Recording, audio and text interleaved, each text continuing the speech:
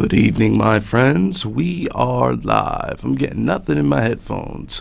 This is Live Free or Die. I'm hooked up to the bottom one. All right, we are live, people. Oh, yeah, sounds beautiful now. Thank you, sir. All right, now that we got the sound issues fixed up here, like I said, we are live, and today's topic is going to be the government shutdown, of course. That's what everybody seems to be talking about. I am your host, Eli King. This is Live Free or Die. Today is October 5th, 2013. Give me a call, 212-245-7273. Like I said, everybody's talking about this government shutdown, and I think it's a bunch of crap. And we're going to bring you 36 facts which prove that almost everything is still running. And this is from Michael Schneider, and he says, all of this whining and crying about government shutdown is a total joke. Because basically you got 63% of all federal workers that are still working, and 85% of all government activities are still being funded during this shutdown.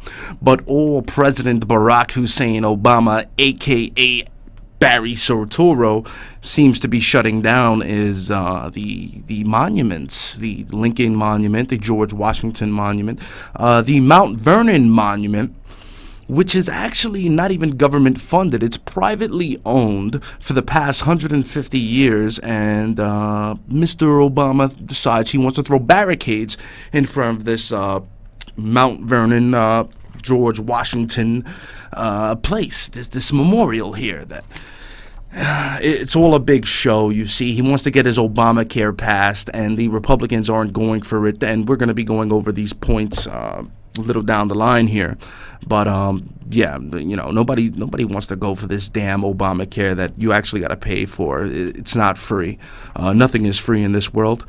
And you know, if Obama really wanted to stop this shutdown and move forward, he can actually stop it with an executive order, just like he signed an executive order to have the NSA spy on you. Just like he signed an executive order to have the National Defense Authorization Act passed and to have Americans executed without a trial. And just like he signed executive orders to do all sorts of tyranny, he could sign an executive order and end this so-called government shutdown. But basically, here are some of the facts that I'm going to read it to you. Number one, according to U.S. Senator Rand Paul, 85% of all government activities are actually funded during this government shutdown. Number two, approximately 1,350,000 essential federal employees will continue to work during this government shutdown.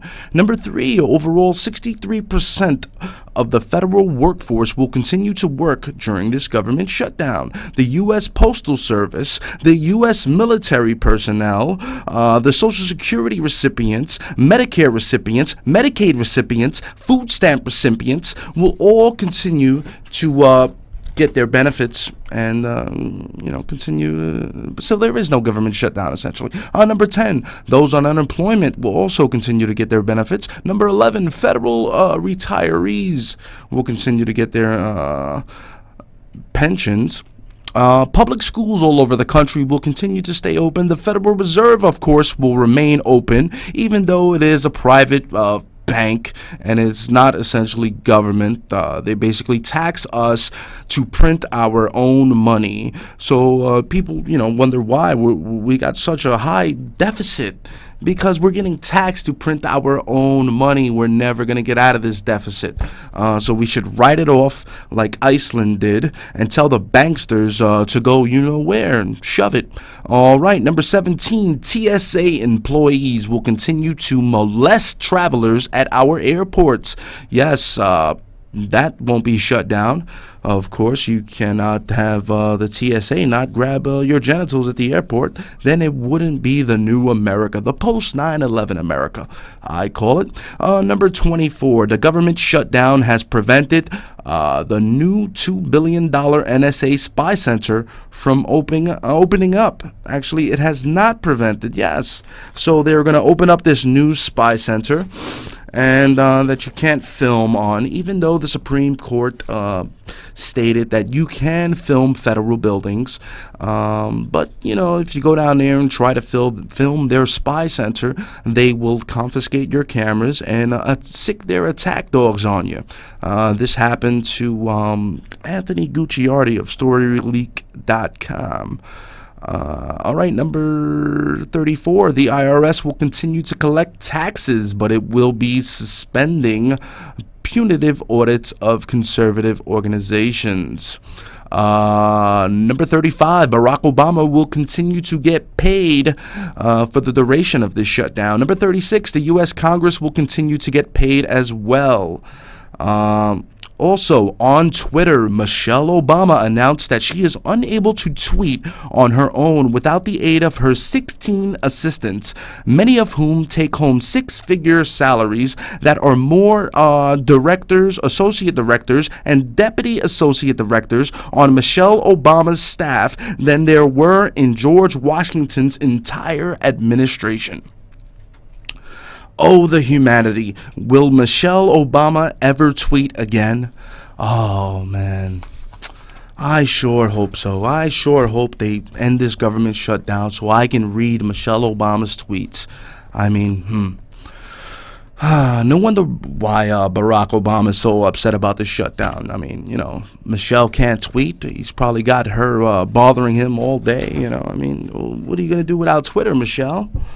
Oh, boy, and your 16 assistants who help you actually tweet the stuff out. I mean, I don't know what's going on there, but all right.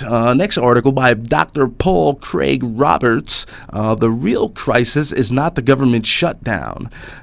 Yes, the inability of the media and politicians to focus on the real issues never ceases to amaze me.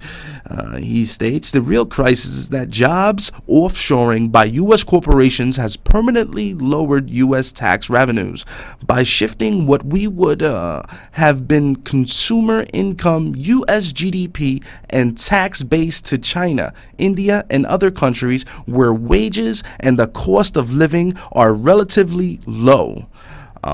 Yes, you see, the real crisis is in the absence of an intelligence among economists and policymakers. Those who told us for 20 years not to worry about offshoring jobs because they were going to have a new economy with better jobs. Yes, because of the serious decline in the U.S. economy, we're going purple on and off here. What the hell?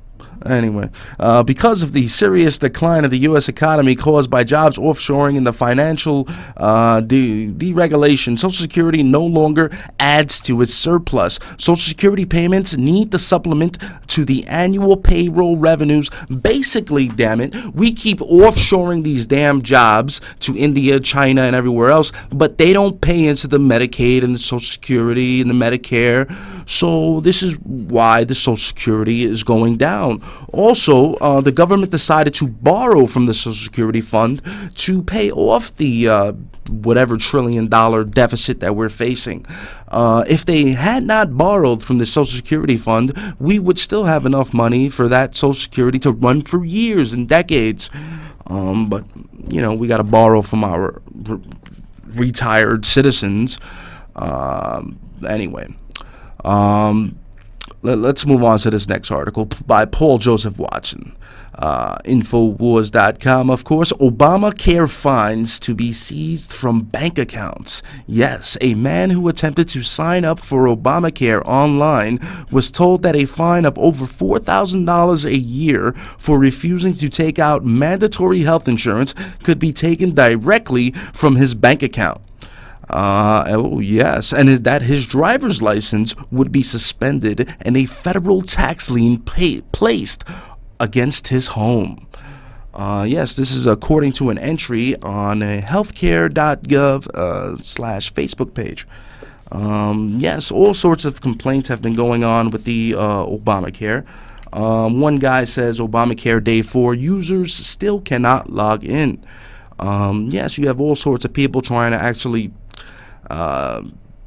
follow the Obama law of Obamacare and sign up and get this tyrannical healthcare insurance that you actually have to pay for because it's not free, like I said, and they're unable to log in. They're receiving threats. It's a shame. It's a travesty, and this country is going to go down if this moves forward, in my opinion. We already have the greatest healthcare system in the world. This is why people like Michael J. Fox, who has Parkinson's, comes to America to get his treatment. If the healthcare in Canada, which is free, a socialist so-called free healthcare system, was so great, why wouldn't he get his treatment in Canada? Why does he fly down to America and get his Parkinson's treatment here? Who knows? All right. Anyway, this next article by Karen McVeigh from the London Guardian states that U.S. employers slashing worker hours to avoid Obamacare insurance mandate. Yes, Avita Samuels, a 24-year-old, has been the top sales associate for the last 3 years and has worked between 29 and 35 hours a week. But she said that she has watched as friends working in stores around her have their hours and benefits slashed, and she is worried that she will be next. Also in the Mall of America, Forever 21, the clothing store, told the staff last month in a memo leaked to the press that it planned to cut hours and reclassify some of its full-time as part-time workers. Other retailers such as Trader Joe's, Home Depot have said they will no longer provide medical coverage for part-time employees. Do you see, my friends, how well this Obamacare is working out? Yeah, not so well apparently. There were all sorts of flaws going on with Obamacare. The questions, the mandatory HIV test, the like I said, the questions about your personal sex life. Who do you have sex with? What gender do you have sex with? These are all questions they're going to be knocking on your door and asking you, basically. All right. Next article, Steve Watson, Ventura, if you don't work, we shouldn't have to pay taxes. Yes, former Minnesota Governor Jesse Ventura smacked down members of Congress in a CNN appearance on Tuesday, saying that the two parties are nothing more than political gangs feeding off of the American people. Ventura said that should mean we shouldn't have to pay taxes, right? We shouldn't have to pay any taxes. I mean, if there's a government shutdown, why are they taxing us? Well, why are we? Actually, we don't even pay taxes. They take taxes right out of our check. It's a rape. Anyway, basically, I think this is what Jesse Ventura says. I think it's time for a revolt in this country. I've been advocating a revolution for years now, Ventura said, adding revolutions don't have to be violent, but we need one. And I would tell everyone, vote them all out of office and don't vote in a new Democrat or Republican, but vote for anyone that is not Republican or Democrat. That seems to be the answer here. Yes.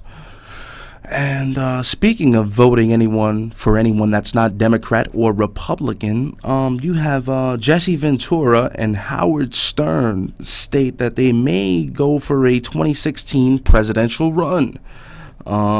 And they will be associated with no party. Just as George Washington, the greatest president that ever lived, was associated with no party, the Ventura and Stern also want to be associated with no party, because all these political parties are gangs. Like he said, they're like the Bloods and the Crips. And all they do is benefit themselves. It's like a big WWF match. These guys putting on a great show for us. Then they go behind stage and get sauced, get boozed up on our tax dollars, and talk about how they entertain the people and applaud, the Capitol Police for killing an emotionally disturbed black woman, like if she was Al Qaeda. I wanted to get her picture up there too, but I think I have it here somewhere. Anyway, before we get to that, let's get on to this next article by Michael Schneider. 30 facts about Americans under the age of 30 that will blow your mind. Yes. Number one, the labor force participation rate for men in the 18 to 24-year-old age bracket is at an all-time low. Back in the year 2000, 80% of men in their late 20s had a full-time job. Today, only 65% do. Number 10, at this point, about half of all recent college graduates are working jobs that do not even require a college degree. Number 16, incredibly, approximately 2/3 of all college students graduate with student loans. Number 17, according to the Federal Reserve, the total amount of student loan debt has risen by 275% since 2003. And overall, approximately 25 million American adults are still living with their parents, according to Time magazine. Yeah, but you got over, 317,000 waitresses and waiters who have college degrees. There's a great documentary out there called College Conspiracy, and it basically points out, how they get you to take on this student loan, and they promise you all these great jobs at the end of the college road. You take out all these loans, and you'll be paying off for the rest of your life, and it's so great because you're not going to get a job that's going to require a college degree, most likely, and you're going to be paying off that student loan, like I said, for the rest of your life. This is why, if you do go to college, I advise you to take something that's going to have a return on investment. Basically, go to college to be a doctor, go to college to be a lawyer, an engineer. These are fields that you will get a return on investment for. All sorts of things. But anyway, let's move on to this next article. Jesus, I'm all over the place. Back to this lovely African American woman from Connecticut. Her name was Miriam Carey. She was executed by the Capitol Police, and also after they executed her the next day, the FBI cordoned off her whole neighborhood in Connecticut to search her condo for anti-government material as well. Yes, the FBI employed a bomb squad, a hazardous material team, and helicopters when they searched Miriam Carey's condominium in Stamford, Connecticut on Thursday. Yes, Carey was executed by police after briefly eluding them following an encounter at a police state checkpoint outside the White House. Yeah, and now you got the senator and the whole of all of Congress standing up and applauding and passing out buttons like this lady right here. I don't know if you can see her. This lady right here, they say is Al-Qaeda, apparently. Does she look like Al-Qaeda to you? Does she look like she deserves to be gunned down? I mean, come on. I mean, this is what they're applauding about and passing buttons, because this lady right here, was off her meds and probably bumped into a barricade, because the video I watched actually showed the police running into all sorts of barricades and stuff like that. But you know how the New York City police get down. They'll claim a mass shooting just went down by the Empire State Building, and meanwhile they shot all 9 or 10 people.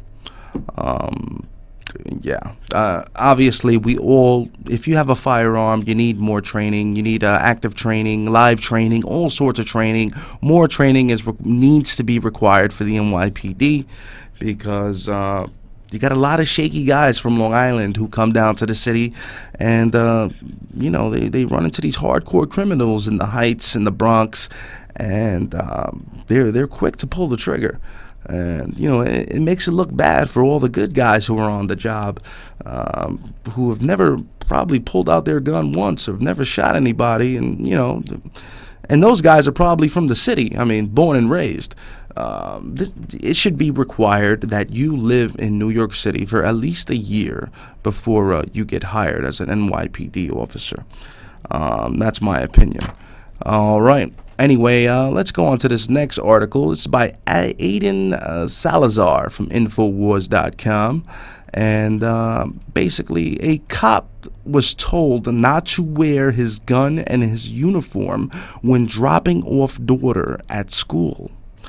Yes, this is somewhere down in Arizona, an elementary school, and the teachers and the principals or whoever called them up and basically said, sir, officer, I know you risk your life every day to protect our lives, but could you not bring your legally owned firearm and wear your police uniform when you drop off our daughter?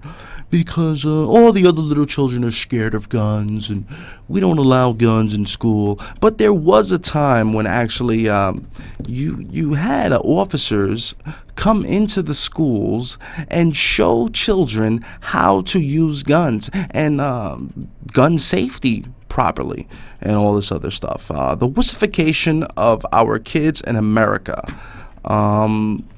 Let's go to the other photo, not that one. We'll go to my son last.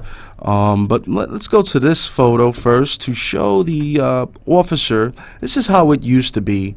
The officer used to come into the class and show the little children how to use a gun properly. Let's go to the next photo. Here we go again. You got a nice little American boy there being shown how to use a gun. And let's go to the next one. And this is from Time Magazine, 1956, teaching firearm safety in the classroom. Yes, because, we do have a Second Amendment.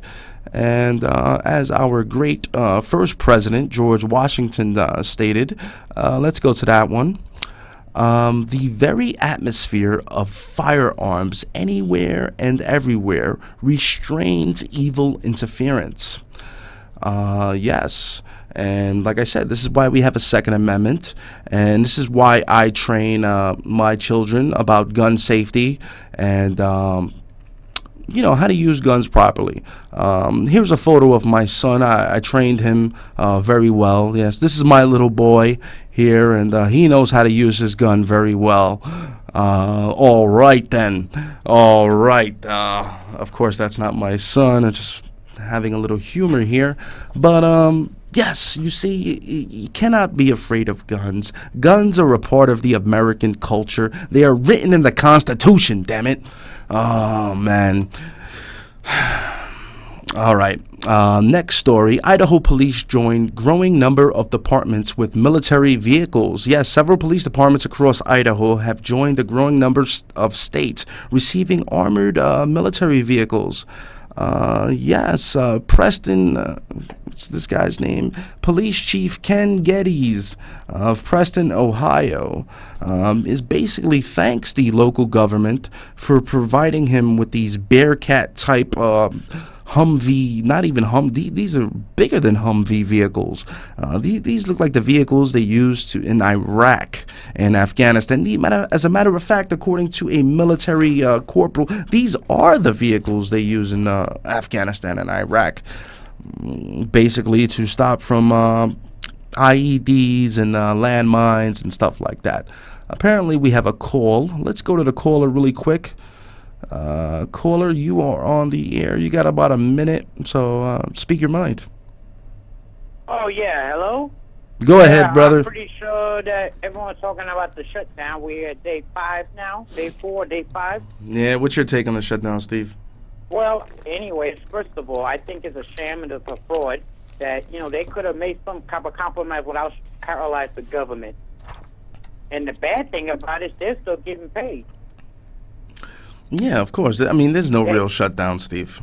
Yeah, and Obama, he be vexing our Congress. They can't get nothing passed. And you know why Congress is rejecting Obamacare? Because they don't want the fact that Obamacare will be more intrusive or some mess. Yeah, absolutely to me, that right. sounds hypocritical. They're the one. See, Obama had this thing planned it out. No, with him, he's trying to start the New World Order. Absolutely. They want to bring a socialist, Marxist, I call it communist agenda here to our Making country. a communist country is socialism, you know. Yeah, claiming And that. another thing, Go ahead. yeah, you heard about the debt ceiling? Mm-hmm. Yeah, it's supposed to be in the 17th, but if Congress don't raise the debt ceiling, you can expect chaos. I mean, yeah, chaos. But like I said before, Steve, Obama can actually raise the debt ceiling with an executive order. Why doesn't he do so? Exactly, because as you know, Obama has emergency powers that he can do it, but people don't trust him with it because you know what he's capable of doing. Oh, yeah, executing Americans on American soil, all sorts of stuff. Exactly. Remember, he's president of the United Nations. Yeah, the president of the United Nations Security Council at one time. Yes, which Which is is a the violation of the Logan Logan Act. Yes. Really quick, Steve. We're almost out of time, so I'm going to go through these last articles with you here. Brain implants to reboot depressed people. This is by Paul Joseph Watson. Yes, Steve. Scientists are set to treat depression and headaches by implanting electrodes into people's brains, which after the function of brain tissue by using these convulsive therapy to reboot the mind.